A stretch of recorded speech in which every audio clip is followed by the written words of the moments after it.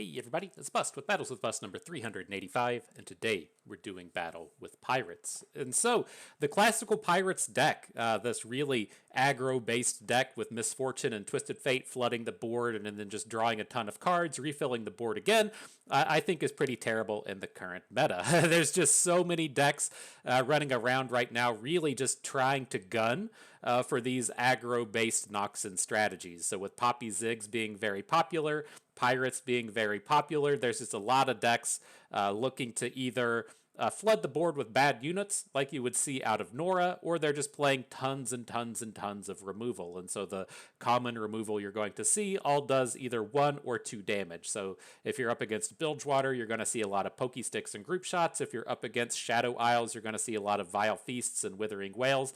To a lesser degree, things like Hate Spike. If you're up against P and Z, you're going to see a lot of High Notes, a lot of Mystic Shots, and a lot of the 1 damage AoE thing, Caustic Riff. And so, with that in mind, I think Pirates still has a chance to shine out here, but you have to take it in either 1 or 2 directions. First and foremost, we always say with these decks, you need to be able to elusive, overwhelm, or rally. Pirates doesn't directly do that, but the kind of extension of that is playing the burn plan, so it kind of works out anyways. But you can take this one of 2 ways, in my opinion. You can either go and lean in towards the elusives, and so you're going to look to play more of a Samira Fizz style deck with Father Fury, Zap Sprayfin, probably have Wiggly Burblefish in there, just a way to where your units aren't being blocked all the time and you're able to crash the damage in, or you're going to lean more into the burn package. And so that's what we're doing here with this one. We're leaning more towards the burn, and we have a little bit of overwhelm with Gangplank. And so the next kind of piece that I think that we need to apply to all of these Noxan decks is be playing Pirouette. I've seen tons and tons and tons and tons of Noxus decks not playing Pirouette, and I can tell you with 100% certainty that is absolutely wrong. Pirouette is arguably the best Noxan spell in the game right now, and it does absolutely everything that we're looking for a card to do. It either does damage to the opposing face, so it activates our Gangplank. It can ping a little unit and then stun a big unit. It can do things like stun a Thresh or stun a Nasus to keep them from coming in. It just does literally everything that we need a card to do, and it absolutely has a place in decks like these. And so that's the kind of angle that we're looking to take here, is we're leaning more towards the burn plan, so we have the pirouettes instead of things like Make It Rain. We're going to be playing Imperial Demolitionist and Legion Grenadier as ways to activate our Gangplank, and then we're going to try and use cards like Pirouette so that we can shut down a couple of units on the opposing board and crash in with our full board of 6 units. The last thing I kind of want to call out with this is I'm not the hugest fan of Twisted Fate, but I do concede our need to draw a bunch of cards. The way that these decks typically function is we're going to try and spend all 6 mana in the first 3 turns of the game playing units. We're just going to crash all of those units directly into our opponent's face. They're going to start getting a better board, right? If we play 6 1-drops over the course of the first 3 turns of the game, the opponent plays a 1-drop, a 2-drop, a 3-drop, they can probably manage their blocks to where they've killed off 3 of our 1s, and their 2 is maybe alive, and their 3 is definitely alive. And so they're going to start building up a better board than us.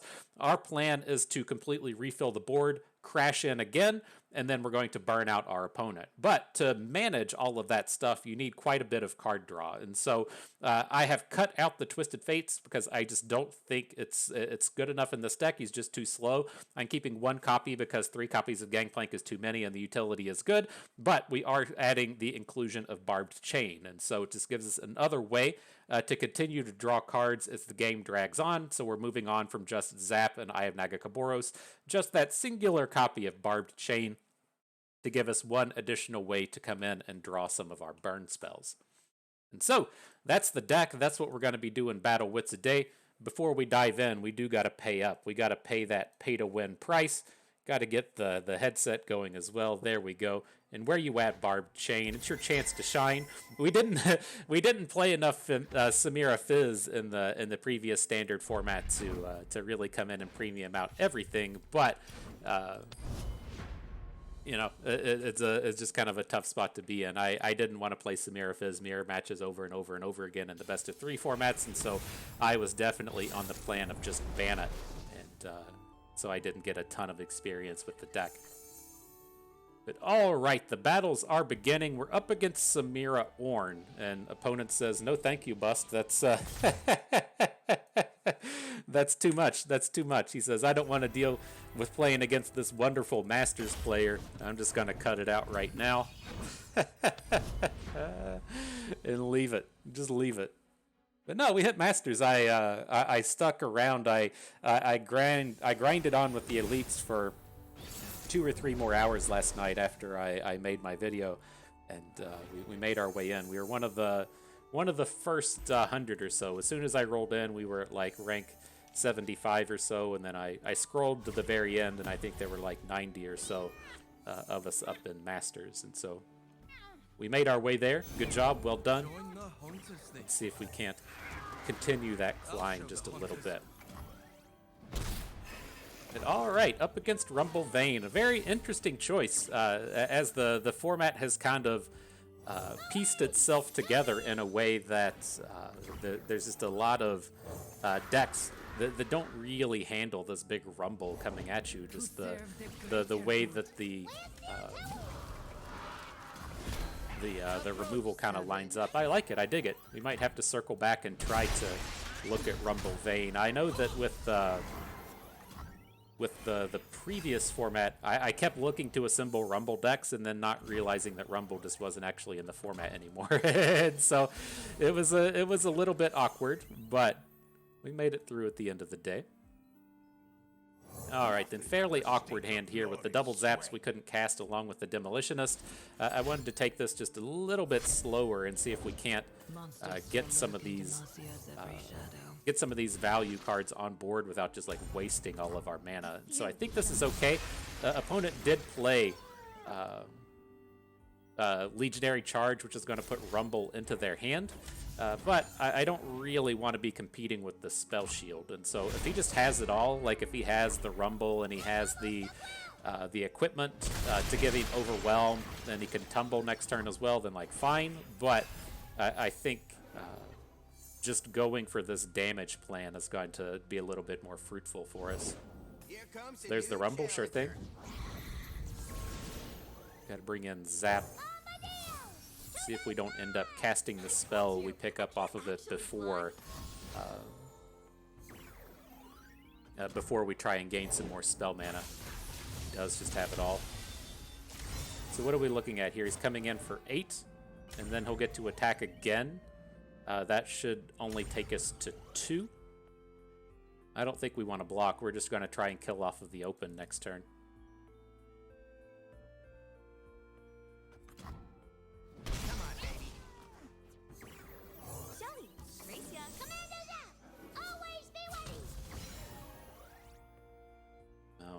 And so we do have to get in front of the Vane. This will be okay. And then as it stands, we're going to hit for 4 plus 3 with the Nox and Fervor. I guess this will kind of come down to if he has a rally or not. We're getting hot, hot, hot.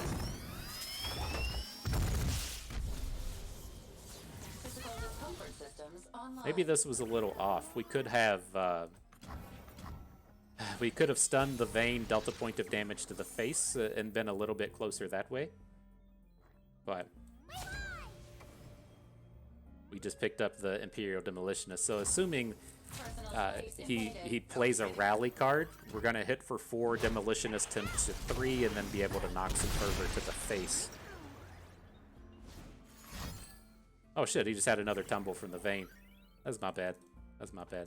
I don't think we could have gotten out of that, but that's an interesting one as to whether or not we should have been trying to pirouette down this Rumble. That's tough. Forgot that he was going to be picking up that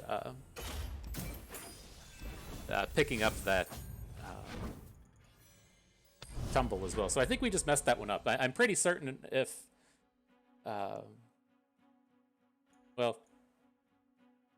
I keep envisioning that Nox and Fervor that was in our hand as being a pirouette, and it wasn't. It was not the case. And so maybe since we knew that we had so much in hand with the Zap Spray Fins, we should have just been more heavily trying to interact with that Rumble. It's just if it doesn't come together in terms of drawing the pirouettes, then it's a little bit awkward. But with this hand, we had a very early game heavy start, and we still took some mulligans in here. I'd like to get in this space to where we only have one Mirai Warden, and then we have a bunch of one-drops. And so I hold on to one Warden, one rear guard, got rid of everything else, picked up a 1 in the Pigeon along with Misfortune. That's okay. We can go into this more Misfortune-based attack pattern here now.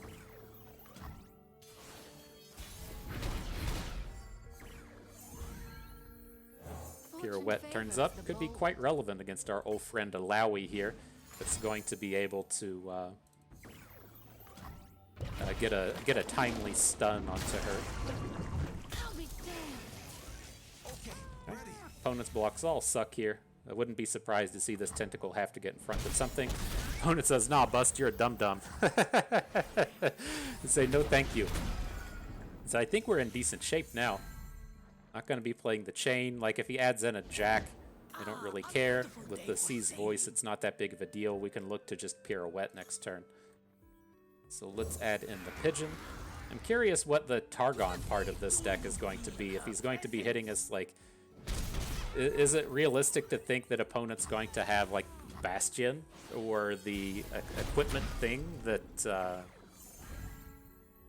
that puts a... Never forgive. What are you? Varus Spell Shield. There we go.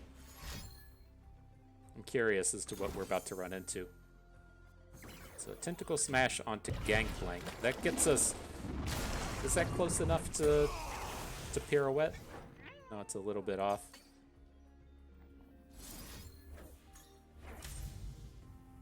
Do we even want to stun the tentacle? Like, would we rather be trying to stun the C's voice so he has to block with the tentacle? But the tentacle's not even really scary without the C's voice on board. Okay, I think I like this.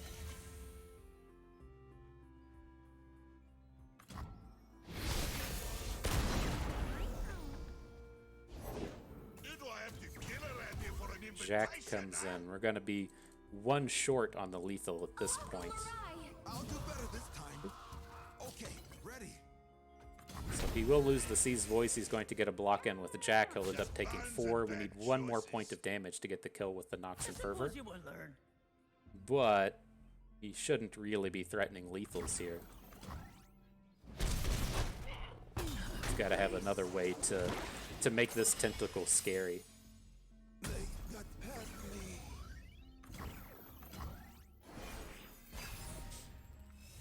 And decimate. Oh. You call for it and it doesn't turn up sometimes. It's a disaster. It's brutal when it comes at you like that. That's okay. That's okay, deck. I know you tried, and that's what really matters.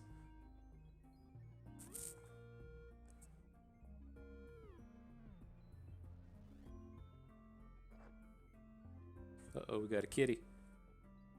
Come on, kitty. You want to hang out while opponent thinks? The C's voice comes in. And so, it's interesting, right? If we try to interact with a combat trick, we're just going to... It doesn't matter, right? If we try to send the Nox and Fervor at the Tentacle and he has a combat trick, we're going to lose the game. If we send a Nox and Fervor at the C's voice, he has a combat trick, we're going to lose the game. And so we might as well just be going for it either way. But I definitely want to be throwing down our combat trick before he gets the chance to attack with the Tentacle and get that stuff happening. And so I'm going to throw it down with our Astute Academic. So if he has a Make It Rain or something in hand, some way to deal a point of damage, he doesn't just kill off the Mirai Warden and counterspell the Nox and Fervor. Alright, so we got that dum-dum out of the way. Coming at us with Tentacle, got a block. My life or theirs. Now it's kind of an interesting choice, and do we want to just actually Barbed Chain? As we roll into the next turn, right, we have 3 mana for units, we'd be banking 1, but then we can't get these Barbed Chain cards until our opponent's attack token, and with most of our spells being slow since we're playing Decimate Pirouette, I think we want to just go ahead and draw the cards now, and then try to... what a joke. And then try to just attack around this stuff.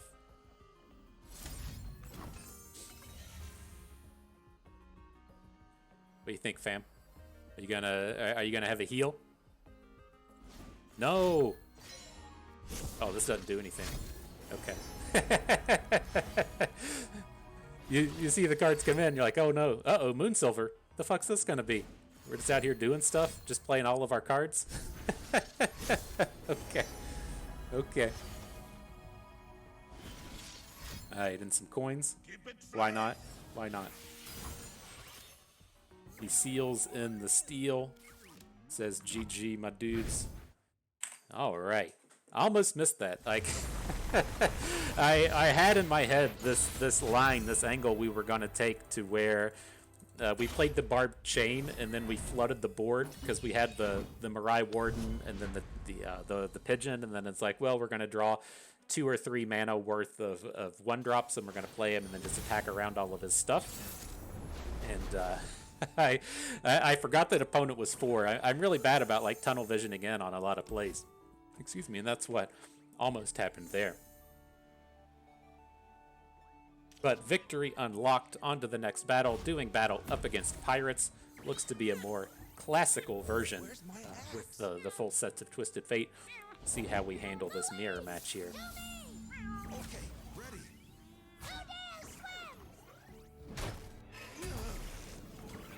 All right. The 1-drops trade. What do we got now? Now Spider comes in. I think I'm good with the Grenadier.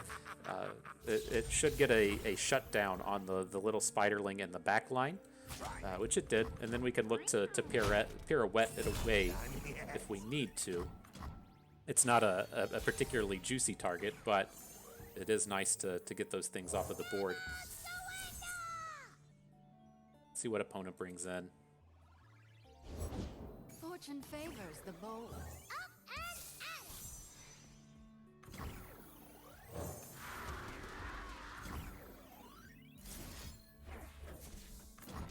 Alright, well here comes the damage squad. Come at you for this nice 6-piece nugget. No boost on the pigeon. I don't want to just throw a unit away here. Let's see what happens now. All the eyes of Nagakaboros. Hey, TF. Ew. Partner. Pretty good. Nasty Smoking. Twisted Fate. Who says I don't share? Not happy with how this is going. Not being able to play any cards this turn.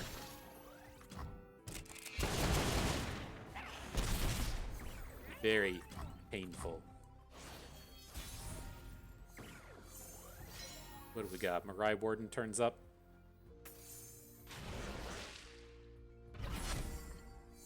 Who's that? Twisted Fate we'll save for next turn. Hello, new And a best friend. Gangplank. Okay.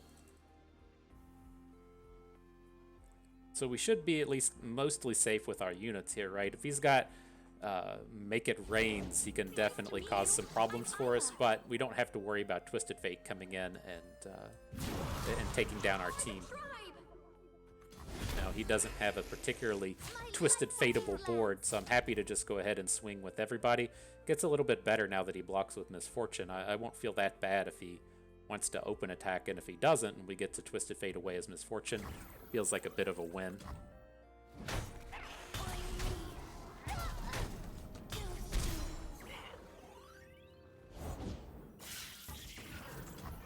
Okay. Looks like a reasonable open at this point. Let him think it's luck. Probably gonna get stuck blocking with the Chemist here. It's a lot of damage to take. Oh. Fate. Cannot get that red card down faster. Cannot happen faster.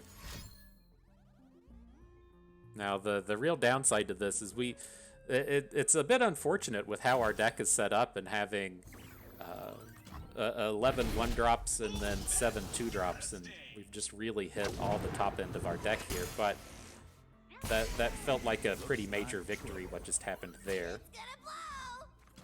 And if this game's gonna drag on, then we have a lot of potential. So I mean, we do have Gangplank. If we pick up a way to deal damage to the face, we could look to get the Gangplank flip. It doesn't look super realistic for this turn, though.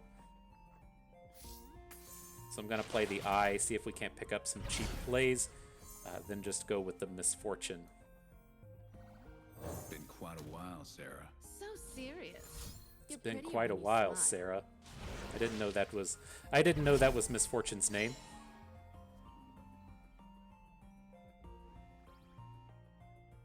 So it's a real question, and if we even want to try and bother with the Pirouette this turn. I'm curious to see if opponent actually puts a unit on board, and we need to get Twisted Fate away. I do not want this Twisted Fate flipping. If he has another Eye of Nagakaboros or some way to draw a card, and Twisted Fate starts to red card our team, we're going to get smoked, and so we need to get him taken down this turn.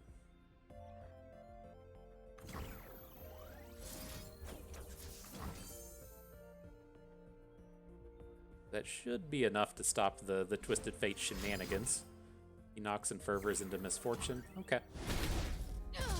That's reasonable. It makes me feel pretty happy about our health total here. As we roll into the next turn, the Scrappy Bomb is going to pop. Our Gangplank is ready to be flipped as he comes in and puts the keg on board. We might get a good parlay out of him as well. No prey, no pay. I am reborn of salt and brine. Reborn of salt and brine. I know that feel, my dude. I know that feel. I thought exactly.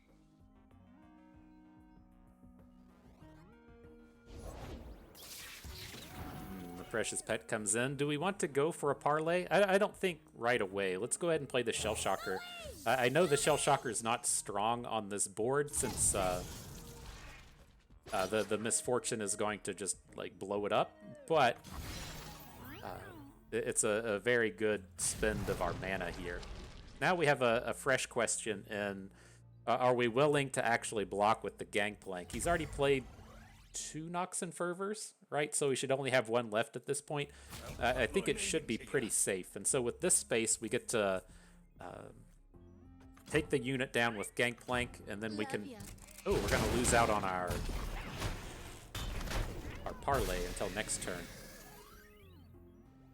I think it's still okay. Forgot he got the powder keg removed with Misfortune. So Zap should be safe. If let's just go ahead and parlay. Like I'm still kind of counting on opponent not being able to kill Gangplank here. This could be, pretty dangerous, but I don't think there's gonna be any way for him to do it. Hey, TF, how's the partner? Pretty good. Quit smoking. That's a way to do it.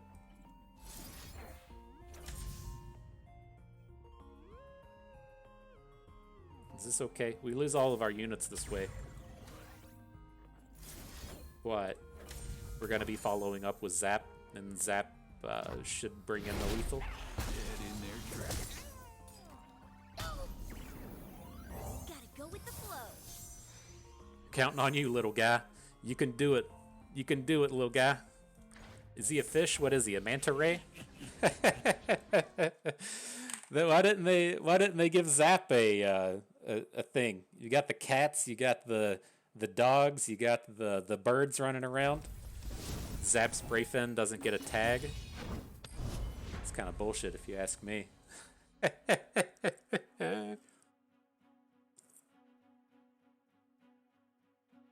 Kinda bullshit.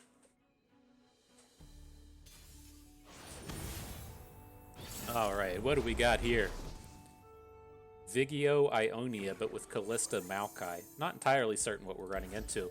And so I'm going to go ahead and just take this full hard mulligan here. I'm going to get rid of the Legion Grenadier and look for better early plays. I'd rather have more 1-drops or have Mirai Wardens. We need to really get out in front of these Viego decks because they tend to just be like chock full of removal, and we don't do very well in the face of things like Kamaver and Soldier. And so I want to be able to put together the kind of most compelling open attack we can do on turn 3, and that's going to involve a bunch of 1-drops and not involve playing Legion Grenadier.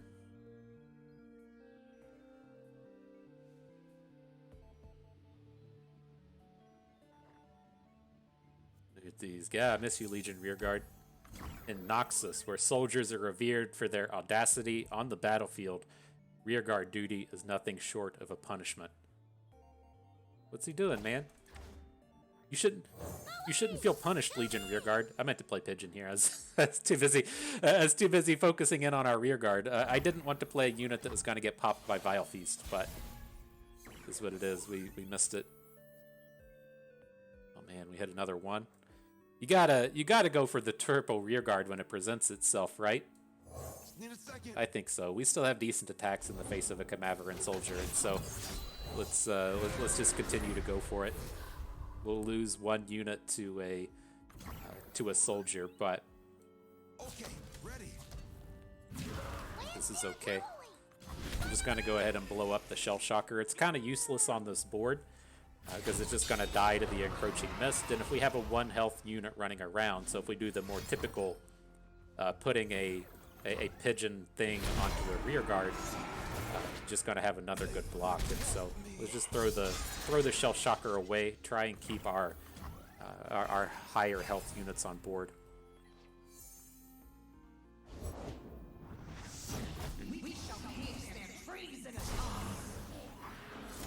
Not exactly awesome.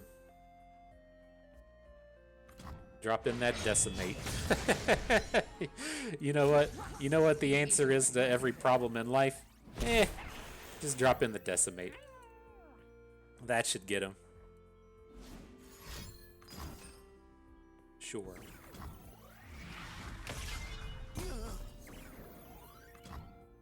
Alright, Gangplank, let's see what you could do. Well, we're pretty close on the burn plan. Got a technical 7 in hand. Callista's about to flip. That's a little unfortunate, but send him in. He's already played 1 hate spike, so hopefully Gangplank is at least kinda safe here. And then I think the Callista's ignorable. We just gotta have our burn work in our favor. Might get this nice juicy flip onto Gangplank, though. We've done 4 damage up to this point.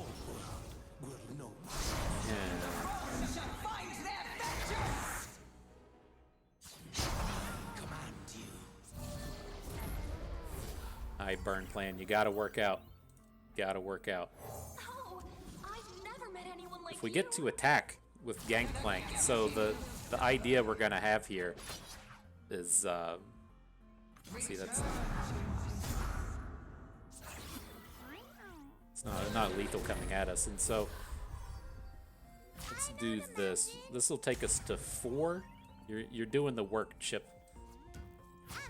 We can't get him in a non-vile feastable space, and so let's at least try it like this. We'll send in the Nox and Fervor off of Chip. Hopefully this pops. That's going to flip our Gangplank. Then we can attack with Gangplank regardless of what happens in the combat. We should get to deal a point of damage, and then we can try and kill with Nox and Fervor. I don't think we win this game very frequently, but we're here, right? We have an out, we have an angle. We're real close to finishing this one off. I'm gonna flip this Viego. Is he close enough to do that?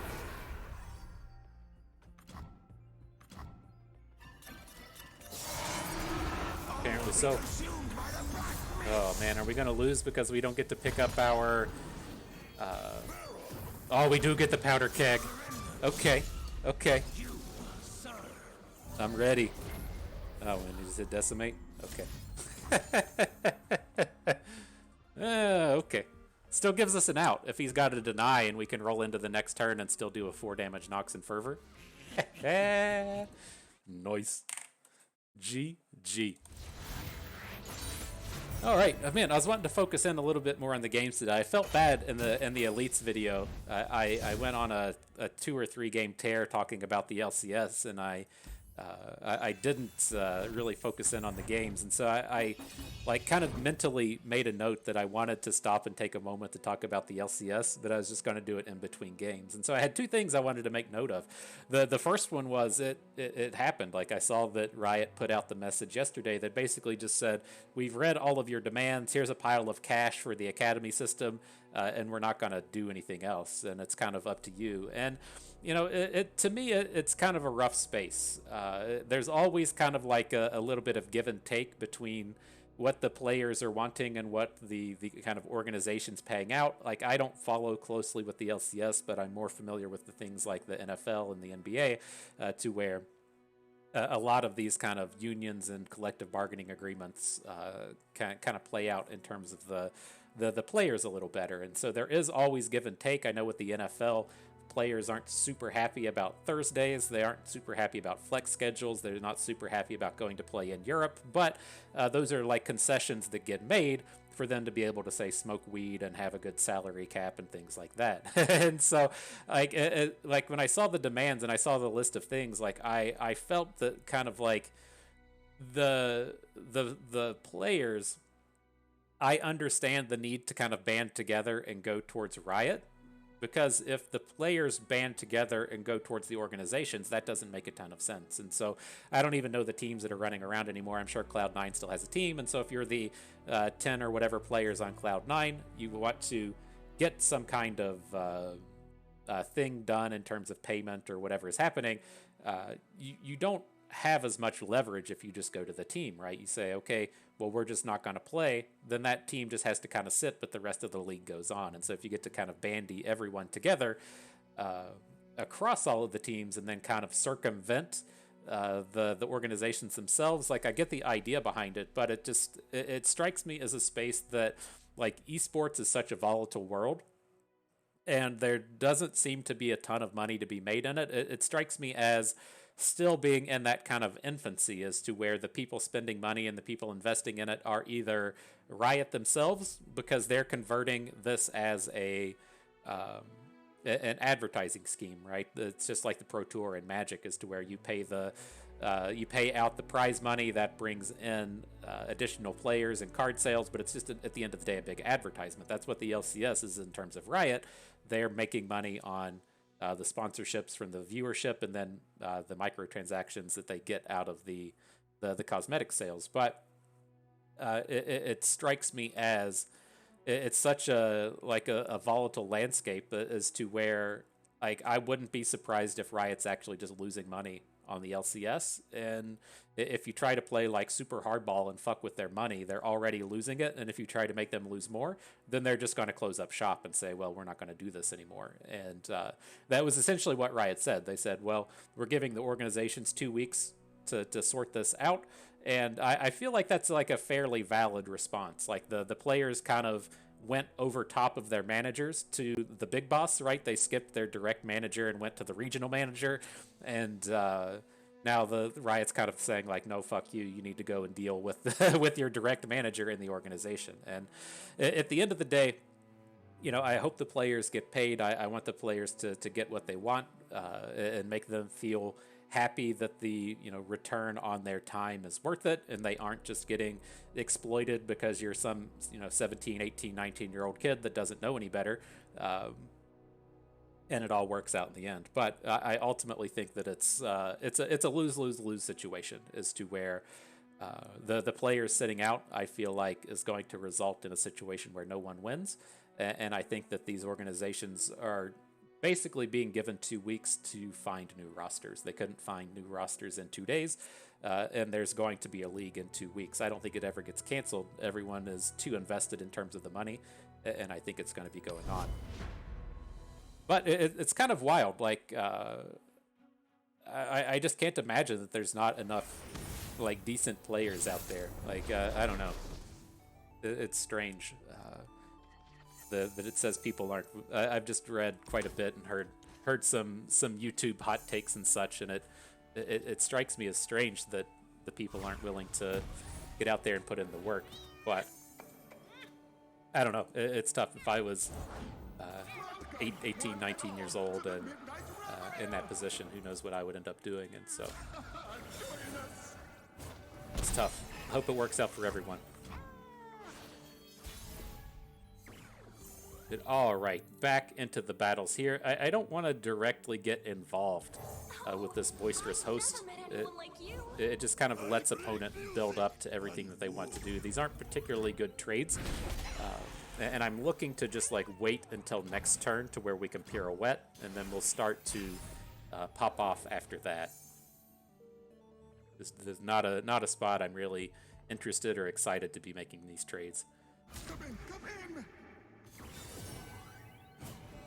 No This mess does do with quite a bit of bitches. work in terms of leveling up his Sejuani, but I think at the end of the day, this is okay.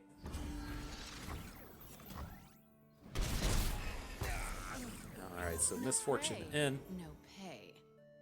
I don't really want to have to pirouette this turn. I want to get the full board of 6 units, but we may find ourselves needing to stun a big play here. Interesting, Bark Beast. Bone Club. Oh, that wasn't on the radar.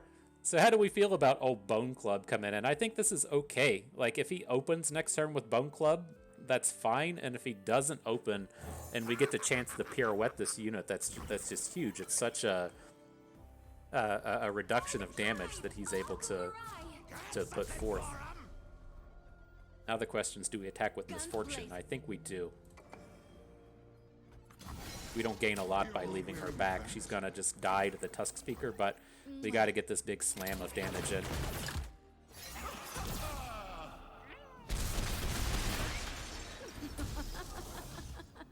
Oh no, we missed out on 2. We should have put that Bark Beast to the right of Misfortune. I initially had in my head, it's like, well, I want the Bark Beast in here left to right, and it's gonna be okay because he's just, you know, not gonna block it. He's gonna not put his Tusk Speaker in front of anything. But then I forgot about the Misfortune. Oh shit, are we just dead? Is that he takes us to 1? So we have to kill on the open next turn, right? Because he can kill us with Stance Swap.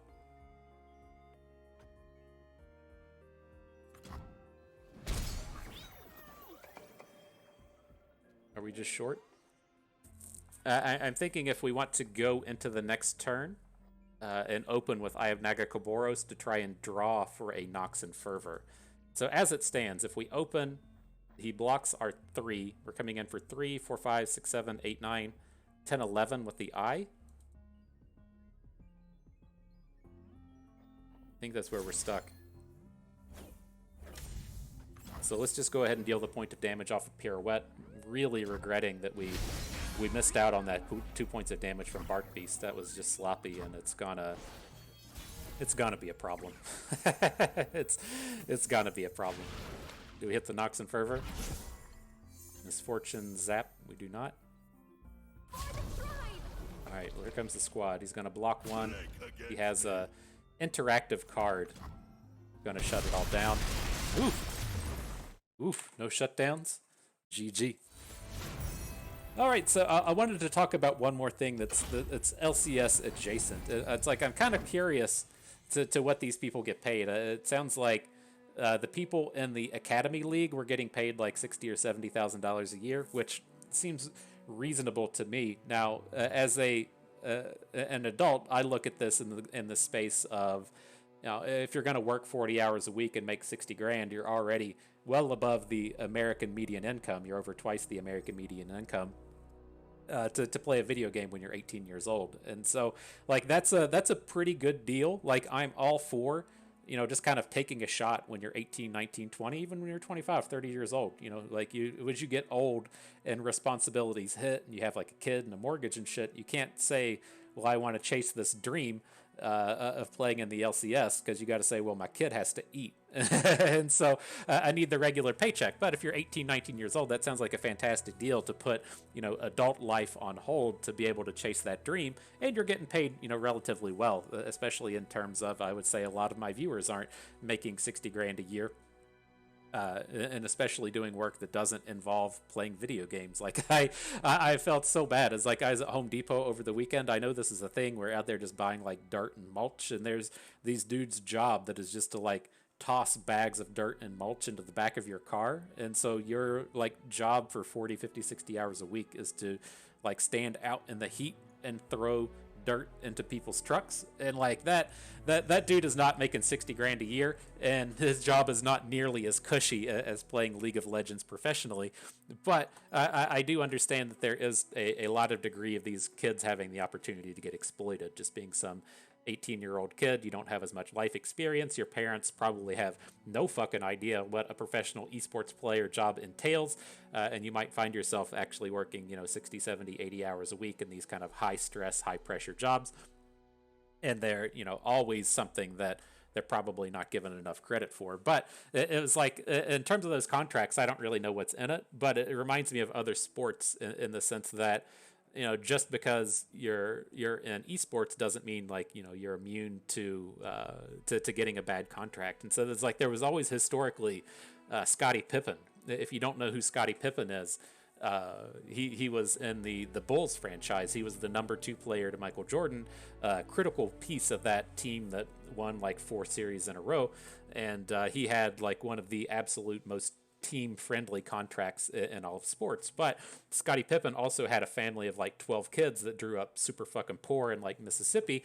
And so for him to get this like really sweet guaranteed kind of contract deal, he was like, awesome, my family that grew up super poor is now set for the rest of life. Like, could I have made like 15, 20, 30 million dollars a year playing basketball, being number 2 to Michael Jordan? Probably. Could I have gone to another team and made like top 5 salary in the league? Probably. But he took that, kind of safe route and led to what a lot of people consider to be a very bad contract. But if he also just blew out his knee and didn't get paid, and then his family was struggling again, you definitely understand that point. But I think the classic all-time terrible contract is of course Ricky Williams. If you're not familiar with Ricky Williams, I do like a lot about Ricky Williams. We'll touch on that as well, I guess. But he was a running back coming into the NFL. He was arguably one of the top prospects. I think he won the Heisman Trophy the year that he was coming in, making him the best player in college, which is extremely challenging to pull off when you're not a quarterback.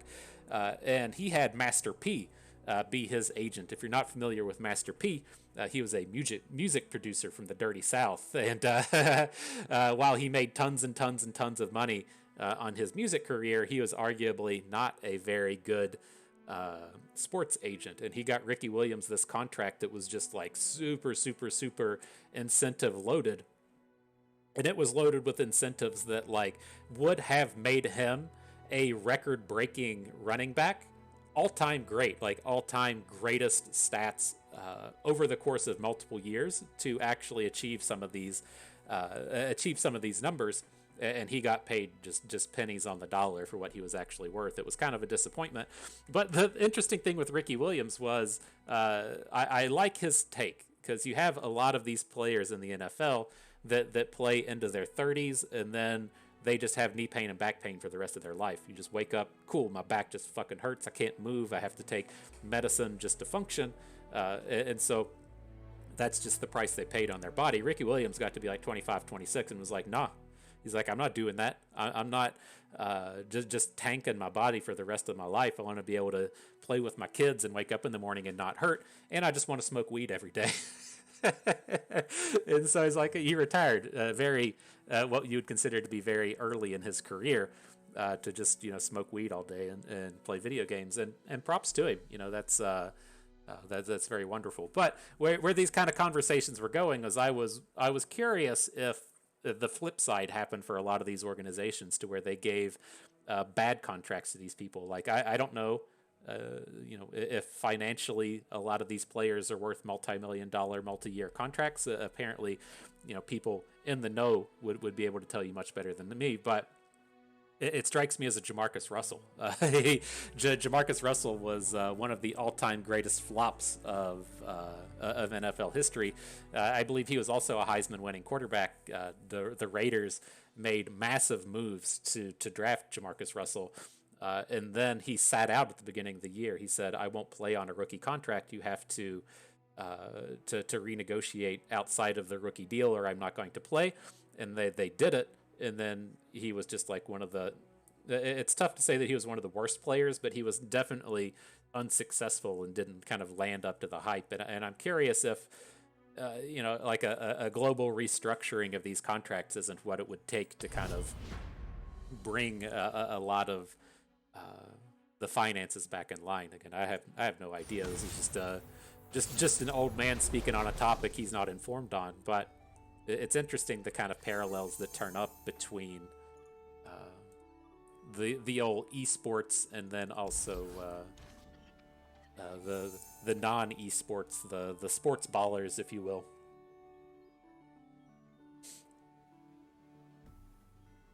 I never really got it, though, in terms of how these organizations are making money. I guess they sell a lot of advertisements and a lot of merch, but it always made sense to me with the Star City Open Tour in Magic, in the sense that for the most part, that's a big advertisement for their store, right? You hear of the Star City Open, you say, oh man, I need to buy some Magic cards. I've heard of Star City Games, so I go to Star City Games to buy my Magic cards. And I'm sure that there's also a bit of play to it, in the sense that they have a bit of advanced knowledge of what their pro stable is going to be playing in events, and so if someone in the pro stable comes up with some kind of really interesting deck that's using a card that's cheap, then they can go and buy out a lot of that card on the cheap with their advanced knowledge that plays in the event. The event's an advertisement for that card, and then they get to sell that card for more money. Like, there's angles like that make sense to me when it comes to things like the Star City Tour, but I'm always curious about these things where you have like League of Legends teams, or you have an Overwatch team or whatever, in the sense that if you how are they going to get that, right? So let's say I'm Cloud9, I have my League of Legends team. My team does fantastic. They play the new champion and everything, but then Riot is the one getting the benefit out of that in terms of the player base and the money spent in the store and everything. And so it's always been kind of strange. I never quite understood how that actually worked, but Fortune favors the guarantee you bold. there's analysts out there figuring it out. And so it's not something that I have to be an expert on. All right, into the action here. Looking to just keep slamming in the damage. I'm looking to go with this red card off of Twisted Fate so we can play Pirouette. I expect opponent to play some kind of unit on this board, and then that's going to put us in a spot where we can stun the unit, kill Annie, and then have good attacks across the rest of this space. It's kind of exactly how it played out here with him dropping the aloof. I'm a little sad to see Gangplank go. He was ready to come in and pop off here, but you know, it's not a bad turn nonetheless. Assuming he doesn't have a removal, we take him to 3. Imperial Demolitionists take him to 1. Just an attack with Misfortune should be enough to end the game on the turn after that. Should be.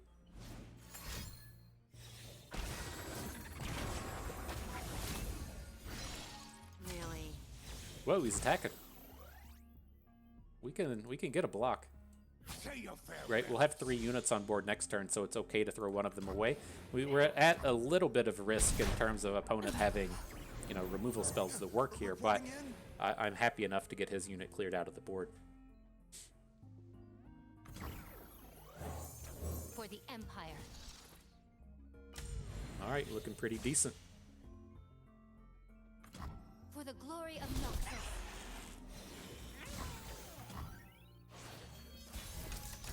Looking pretty decent. Eye of Naga Kaboros in. There's no real big punishes here, are there? I don't think there are. Ben. We drew the Nox and Fervor anyways. Just some kind of giant AoE that punishes us for putting all this stuff on the board. Whew, alright. GG. Make our way into the final battle. Man, it's nice playing Pirates. You can stop in the middle of a video and bullshit about the LCS and NBA contracts that nobody actually cares about or tunes into the videos for, and then still make it under the hour mark. That's nice. That's nice. All right, the final battle. Oh man, I hope this guy's playing elites. I like what you're about if that's what you're doing. That's what you typically see with this, right? Kale along with Garen Jarvan. It's odd seeing Kale to the left, though, unless he's playing a 2-2-2 champion split. You typically only see 3 Garens, 2 Jarvans, 1 Kale, so the champion should be in a different order. But I think this will be a decent space for Pirouette. We should, if he's going to be playing a very curve-heavy strategy, and then we're able to, say, play a unit, and then he plays a 5-drop, and then we stun the 5-drop. That's not Excuse me, not the worst thing that could happen.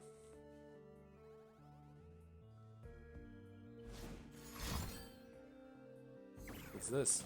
Make a 3/3? Is that what just happened? Okay. Try me, I dare you. We can interact with that. I got this pirouette in hand, ready to kill that dum dum.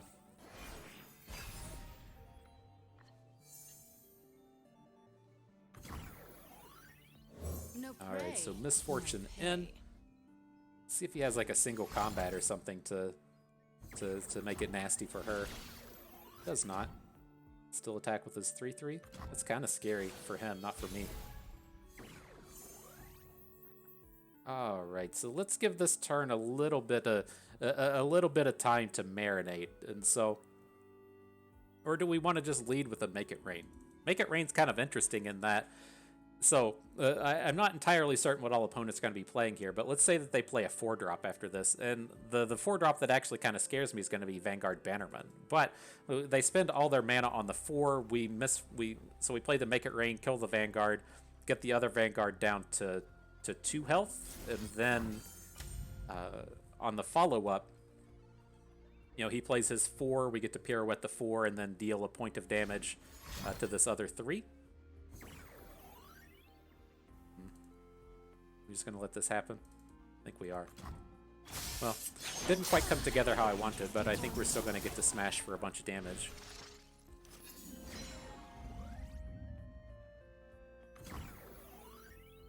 Seems legit. But still coming in for 5 for the round's not terrible, especially with I have Nagakaboros in hand ready to refill. Doesn't seem like he's going to have more dudes to play this turn. So maybe we can build to a nice pirouette 2 turns from now. They got past me.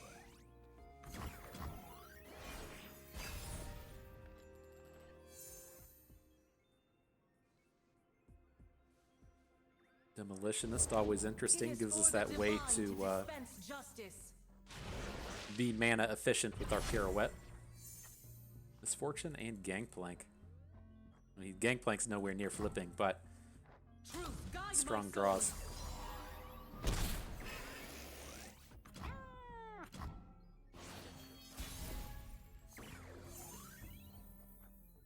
Looking for trouble? Looking It for found trouble. you. Misfortune again. I think we're in pretty tip-top shape here, right? We'll add Misfortune, we'll add the Demolitionist, we'll drop a pirouette onto something, and then crash in for all the damage. We have a million burn in hand. I don't know how you're feeling about this, but I'm feeling pretty good. 1 damage to face. Let's put the stun onto Kale. I don't think we're going to be blocking. I'm pretty sure this game's just done here, but if we roll into next turn, I'd rather Cythria already have like 3 damage on her, so if we block her with another 3 damage, then we'll get the kill. If Kale picks up Fearsome and has quick attack, we're not going to get a decent block on her. Alright, squad in. GG. Well played. Mark it a W for bust.